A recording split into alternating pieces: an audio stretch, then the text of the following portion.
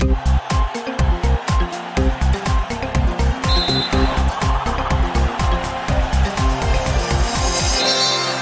wasaa wa kuangaza yale ambayo yamejiri kwenye viwanja mbalimbali vya michezo. Kwenye habari za michezo na burudani, mimi ni Esther Mtebe. Karibu na tuanze na habari za michezo kitaifa. Timu ya taifa ya Tanzania ya wanawake maarufu kama Twiga Stars inatarajiwa kushuka dimbani kucheza na timu ya taifa ya Ethiopia katika mchezo wa kuwania kufuzu mashindano ya WAFCON 2026 katika uwanja wa Azam Complex Chamazi. Taarifa zaidi na mwanamichezo wetu Juma Mohamed. Wakizungumza na waandishi wa habari za michezo, makocha na wachezaji wa timu hizo wameeleza kukamilika kwa maandalizi yake, huku kila upande ukikiri kuhitaji ushindi kutokana na mchezo huo kuwa wa maamuzi wa timu itakayofuzu mashindano ya WAFCON kwa mwaka 2026. Technical bench na wachezaji kwa maana ambavyo tumejipanga namna gani kuhakikisha kwamba tunaushinda huu mchezo, lakini kwenye kutimiza malengo na majukumu ya wachezaji kiwanjani tunahitaji spirit kutoka nje, support kutoka nje. Mchezo wa kesho utachezwa Chamazi, hauna kiingilio, kwa hiyo tunakaribisha kwa Tanzania wote waje kutusupport, watuunge mkono. National cha timu ndio na kanda belaza የሚሆን game ተዘጋጅተናል ብዬ ነው ማለት ነው። So yeah, obviously we know Tanzania is a strong squad and strong team, and they have ambitions for the World Cup as well. Kwa upande wa wadau ambao wamejitokeza kuiunga mkono Twiga Stars kuelekea mchezo huo, wamewataka Watanzania kujitokeza kwa wingi kuiunga timu hiyo kwa kuishangilia ili iweze kufanya vizuri katika harakati za kufuzu mashindano ya WAFCON. Kuwashika mkono wenzetu kwa sababu kufanikiwa kwao ndo kufanikiwa kwetu. Kwa hiyo kwa siku ya leo tukasema tusije kinyonge, tumekuja na boksi zetu 10 kwa ajili ya kuwasupport katika michuano hii. Kutoka jijini Dar es Salaam, Juma Mohamed, Channel 10 Michezo. Kuelekea mchezo wa mkondo wa pili, raundi ya pili ya ligi ya mabingwa barani Afrika kati ya Simba dhidi ya Nsingizini Hotspurs, mchezo utakaochezwa Oktoba 26 kwenye uwanja wa Benjamin Mkapa. Uongozi wa Simba umewaonya mashabiki kufanya vitendo vyote ambavyo vitasababisha kufungiwa. Meneja wa habari na mawasiliano wa klabu hiyo Ahmed Ali amesema ni marufuku kwa shabiki yoyote atakayeingia kwenye mchezo huo kuwasha moto au kuingia uwanjani. Aidha, Ahmed Ali amewataka mashabiki wa Simba kujitokeza kwa wingi uwanjani kwa Mkapa ili kuipa nguvu timu yao yenye malengo ya kutinga hatua ya makundi kwa kulipa viingilio. Pamoja na kwamba tayari adhabu yetu imemalizika, lakini tuna kila sababu ya kukemeana wenyewe kwa wenyewe wana Simba, na sisi viongozi wa Simba tunakemea kwa nguvu zote vitendo vya utovu wa nidhamu, vitendo visivyokuwa vya kimichezo, vitendo ambavyo vinatupelekea Simba kuadhibiwa na mashabiki kutoruhusiwa kuingia uwanjani. Tunakwenda kwenye mchezo wetu wa tarehe 26. Ni marufuku shabiki yoyote kuwasha fireworks, kuwasha baruti, kuwasha mamoto yenye moshi. Ni marufuku, hairuhusiwi, ni marufuku, haitakiwi. Hairuhusiwi shabiki yoyote kuvamia uwanjani kwa maana ya pitch. Hayo ndio mambo ambayo kwa misimu hii miwili yametuathiri na kupelekea kufungiwa kutoingiza mashabiki uwanjani. Kwa hiyo tuanze sisi wenyewe mashabiki kuangaliana majukwaani. Ukimwona mtu ana dhamira ya kuwasha mamoshi, tumkataze kwa pamoja. Ukimwona mtu anajiandaa kurukia uwanjani, tumzuie kwa pamoja, kwa sababu hayo matendo ndiyo ambayo yamepelekea Simba Sports Club tumeathirika mchezo uliopita, mashabiki hatukuruhusiwa kuingia uwanjani. Na huko mkoani Dodoma, timu ya Dodoma Jiji imekanusha taarifa za kuachana na kocha wa zamani Vincent Mashami aliyewekwa bebeni baada ya kutokidhi vigezo vya kikanuni vya kuongoza benchi hilo la ufundi katika ligi kuu Tanzania bara. Mwanamichezo wetu Leonard Mwacha ana taarifa zaidi. Mashami ambaye amejiunga na timu hiyo msimu huu akichukua nafasi ya Maxime ametangazwa kama meneja wa timu hiyo, ambapo atarejea kwenye nafasi yake ya ukocha baada ya vigezo kukamilika. kwa timu ambayo ina akili timamu, yoyote ile yenye akili timamu ya soka, huwezi kuachana na kocha kama Vincent Mashami. Kwanza kutokana na aina yake ya ufundishaji, connection ambayo anayo na wachezaji, lakini pia CV yake the way ilivyo.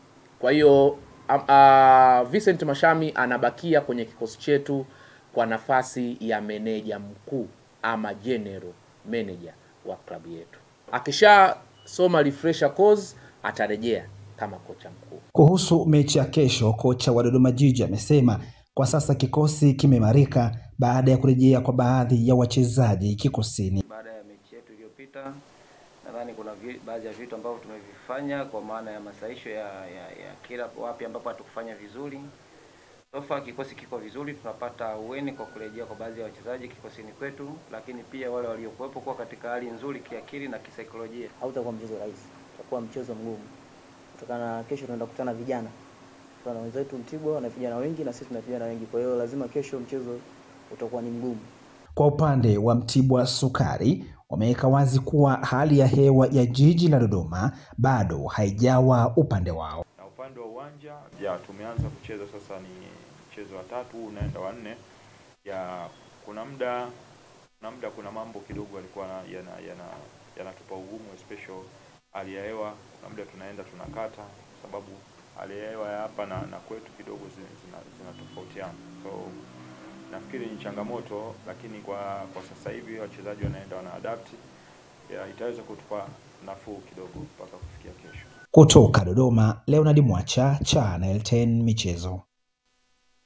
Taasisi ya Special Olympics Tanzania leo Oktoba 21 imeendesha mafunzo maalum kwa waandishi wa habari za michezo kutoka vyombo mbalimbali nchini, yakilenga kuongeza uelewa kuhusu namna bora ya kuripoti na kuhabarisha jamii juu ya vipaji vya watu wenye ulemavu wa akili kupitia michezo. Tupate taarifa zaidi. Mafunzo hayo yamefanyika katika ukumbi wa uwanja wa Benjamin William Mkapa jijini Dar es Salaam, yakiendeshwa na mkurugenzi wa taasisi ya Special Olympic Tanzania Charles Reis, ambapo amesema mafunzo hayo yamekusudia kujenga ushirikiano imara kati ya vyombo vya habari na Special Olympics Tanzania ili kuhakikisha simulizi chanya kuhusu uwezo wa mafanikio ya watu wenye ulemavu wa akili zinapata nafasi kubwa zaidi katika vyombo vya habari. Pamoja na nembo, lakini chini kuna neno Special Olympic. Ndio. Ukichukua ile Olympic ile madola 5 yale, hamna pale maandiko Olympic kwa chini.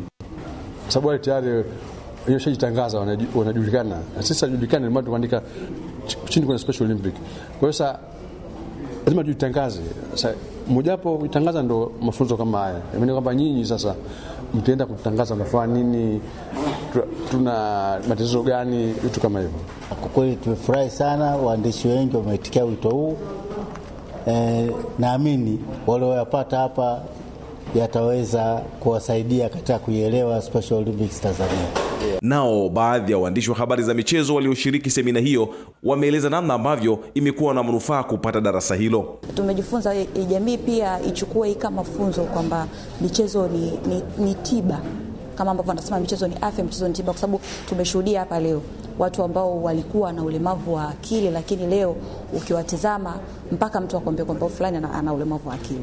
Kuna vitu vingi kwa sina ufahamu navyo kuhusu Olympic, hasa Special Olympic Tanzania. Nimepata ABC kuanzia eneo la utawala, eneo la coaching, lakini na mambo kadha wa kadha. Kwa hiyo nakitoka hapa nikiwa na uelewa wa kutosha kuelezea huu mchezo. Kiukweli leo nimeshibishwa haswa. Japokuwa na ripoti michezo mbalimbali, lakini katika hii engo ya Special Olympic imenifanya katika kuripoti kazi zangu niwe na wigo mpana wa namna wa kuandika story. Mimi ni Juma Abdurrahmani na hii ni Channel 10. Juma Abdurrahmani kwa taarifa hiyo. Na katika kurejesha kwa jamii, Baraza la Michezo la Taifa BMT limetoa msaada kwa kuchangia maji na juisi kwa watoto wenye ulemavu walioshiriki katika tamasha maalum la wanafunzi wenye ulemavu lililofanyika katika viwanja vya Maturubai, Manispaa ya Temeke jijini Dar es Salaam. Tamasha hilo maalum limehusisha wanafunzi kutoka shule mbalimbali zenye watoto wenye ulemavu, likiwa na lengo la kuwajengea kujiamini, kuongeza ushiriki wao katika michezo pamoja na kuibua vipaji miongoni mwao, ambapo baadhi ya walimu kutoka shule hizo wamezungumzia umuhimu wa bonanza hilo kwa watoto wenye ulemavu. Napenda kutoa shukrani zangu za dhati kabisa kwa mchango waliotuonyesha BMT. Wametuletea zawadi mbalimbali ikiwemo maji, ikiwemo usafiri na vitu vingine. Tunawashukuru sana, Mungu awabariki. Lengo la tamasha letu ni kuonyesha vipaji mbalimbali ambavyo wanavyo watoto wenye ulemavu. Watoto hao wenye ulemavu wakiwezeshwa wanaweza. Wanaowawezesha ni nani? Wanaowawezesha ni jamii ambayo ni sisi. Naishukuru sana Baraza la Michezo la Taifa BMT kwa kuweza kuwa wadau wetu muhimu, kuweza kuchangia shughuli yetu. Tunashukuru sana kwa sapoti ya maji, usafiri, watoto wenye ulemavu. Hakika mmeonyesha jinsi gani mmeguswa na tukio hili. Naamini kupitia michezo mmeweza kuona vipaji mbalimbali. Mkuu wa wilaya ya Morogoro Musa Kilakala amefungua rasmi michezo ya bandari ya 18 inayoanza kutimua vumbi mkoani Morogoro, huku akipongeza mamlaka ya bandari kwa kuchangia gawio la zaidi ya bilioni 181.5 ikiwa ni 15% ya mapato ghafi kwa mwaka 2025. Taarifa ya Jimmy Mengele inafafanua zaidi. Uwanja wa Jamhuri umeitika kwa mashabiki wa mchezo, ambapo wameshuhudia kuanza kwa michezo ya bandari inayotarajiwa kupigwa kwa siku 5 mkoani Morogoro, kwa malengo ya wafanyakazi wanaopenda michezo kuhakikisha wanapata nafasi ya kubadilisha uzoefu ili kujiweka sawa wanaporudi makazini. Lakini tunawapongeza sana kwa kuchagua eneo la Morogoro kuwa eneo lenu la kukutana, kuwa eneo lenu la michezo, kwa kuongeza ufanisi wa huduma za bandari zetu, kuongeza tija na kuwa moja kati ya mashirika ya serikali yanayoongoza katika kutoa mchango mkubwa wa mapato kwa taifa, ambapo hivi karibuni tulishuhudia TPA mkitoa gawio la shilingi bilioni 181.5 ikiwa ni 15% ya mapato ghafi yenu ya mwaka 2025. Hongereni sana. Awali akimkaribisha mkuu wa wilaya kwenye ufunguzi kwa niaba ya mkurugenzi mkuu, mwenyekiti wa kamati ya rasilimali watu ya bodi ya wakurugenzi wa TPA Abdalla Mwinyi amesema zaidi ya wanamichezo 666 ambao ni wafanyakazi wa bandari wameshiriki mashindano hayo. Mchezo itakayofanyika ni mpira wa miguu, mpira wa pete, basketball, volleyball, riadha, kuvuta kamba na michezo ya jadi kama bao, karata na draft. Kwa hiyo mashindano ya bandari ambao tunakutana wafanyakazi wa mamlaka ya usimamizi wa bandari kwa ajili kwanza ya kuendeleza kujenga ushirikiano, lakini bali na pia na kuactivate. Tunajua michezo ni kinga na tiba, sio tu asubuhi tu kutibiwa, ni kinga ya magonjwa yasiyoambukiza. Jimmy Mengele, Channel 10, Morogoro. Timu ya Sijonga FC imeibuka na ushindi wa magoli 3-0 dhidi ya timu ya Kabungu FC kwa mikwaju ya penati. Timu ya Sijonga FC imekuwa ndio timu bingwa kwa mkoa wa Katavi katika ligi hiyo ambayo imetamatika katika uwanja wa CCM Azimio, halmashauri ya manispaa ya Mpanda mkoani Katavi. Mwanamichezo wetu Pasco Katona ana taarifa zaidi. Akizungumza na wachezaji wa timu ya Sijonga FC na timu ya Kabungu FC na mashabiki, mkuu wa wilaya ya Mpanda Jamila Yusuf akizungumza kwa niaba ya mkuu wa mkoa wa Katavi amesema, ninatambua michezo ni afya. Kila mmoja anatamani kuwa na afya bora. Kwa hiyo michezo ni sehemu ya kutufanya tuwe na afya bora.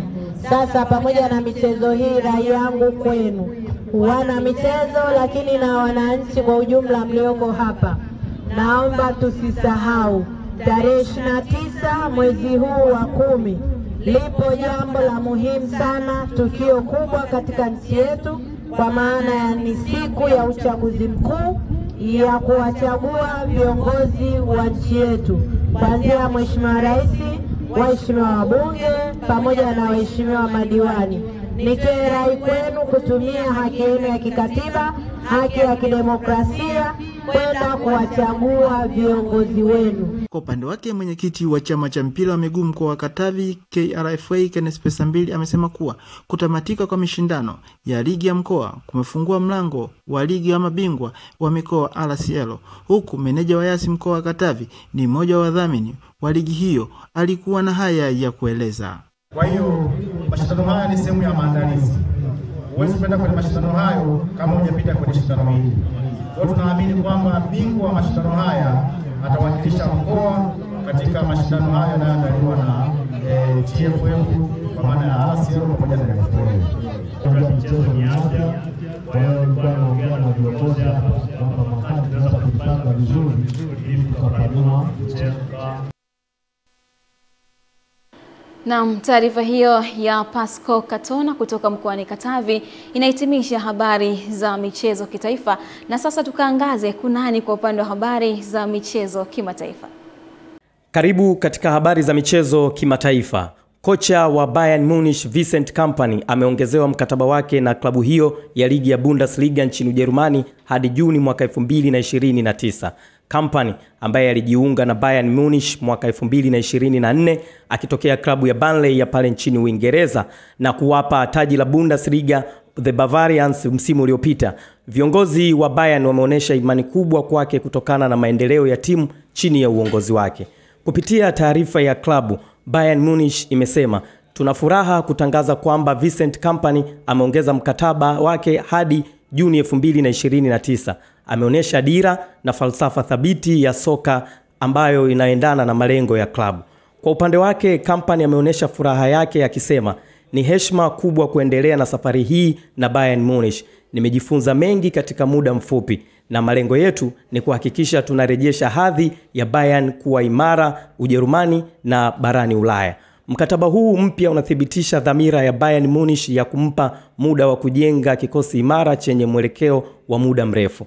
Kompany akiwa kocha mkuu wa Bayern amecheza jumla ya michezo 67 na kushinda michezo 49, sare 9 na kupoteza michezo 9, huku timu yake ikifunga jumla ya magoli 194 na kuruhusu mabao 66. Ameshinda kombe la Bundesliga na ametwaa kombe la German Super Cup. Ni hayo tu katika michezo kimataifa. Mimi ni Kenny Malila, Channel 10 Plus. Naam, na hivyo mtazamaji, ndio ambavyo tunahitimisha habari za michezo na burudani kwa usiku huu leo. Mimi ni Esther Mtebe, nikurejeshe kwake Lulu Ali kwa ajili ya kuhitimisha habari ya kutwa nzima.